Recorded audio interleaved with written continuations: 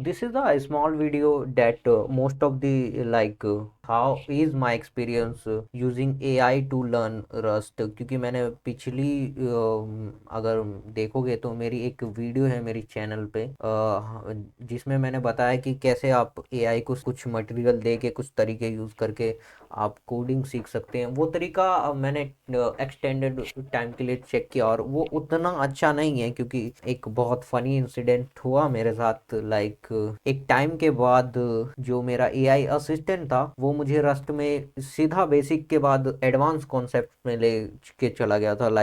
उसको ही डोड नॉट, मतलब वो सीधा स्ट्रक्चर्स एंड एनूज में चला गया था, और सिंस स्ट्रक्चर्स एंड एनूज मेरे लिए बहुत नए कॉन्सेप्ट थे, मुझे दिक्कत हो रही थी। तो ये है वो मेरी चैट जिसके सहारे मैं सीख रहा था। और रस्ट सीखने के लिए मैंने एक जेट ब्रेन्स का आईडी भी इंस्टॉल किया था। आईडी तो बहुत अच्छा था पर वो दूसरे डिवाइस में था मेरे, तो वो नहीं शो कर सकता हूँ मैं। इस चैट की लिंक दे दूंगा मैं कि मैंने क्या फॉलो ऑफ क्वेश्चंस पूछे थे और क्या मटेरियल था।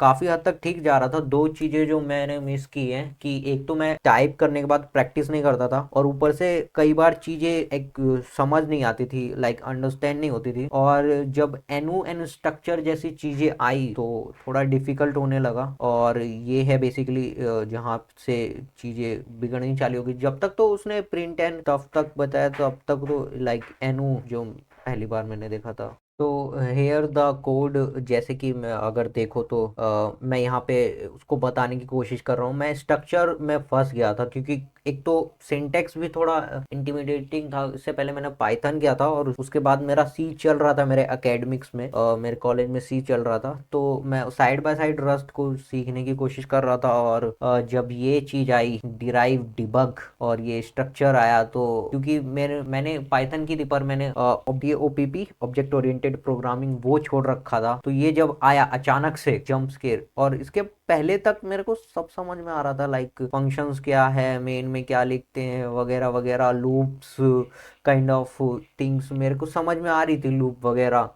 पर जैसे ही ये स्ट्रक्चर आ गया मैंने समझने की कोशिश की, मैंने फॉलो अप क्वेश्चन किए, मैंने फॉलो अप किया, मैंने चैट में पूछा कि डाटा मुझे क्या समझ में आ रहा है।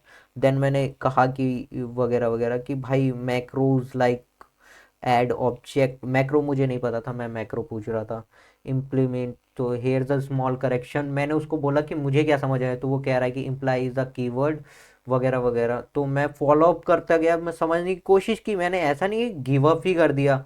फिर मैंने कुछ टाइम लिया, फिर मेरे को लगा कि मेरे को स्ट्रक्चर समझ में आ गया होगा।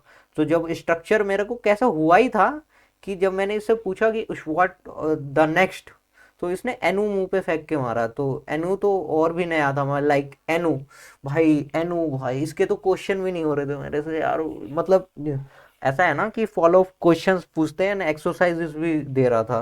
तो भाई एनु के क्वेश्चंस मेरे से हो नहीं रहे थे।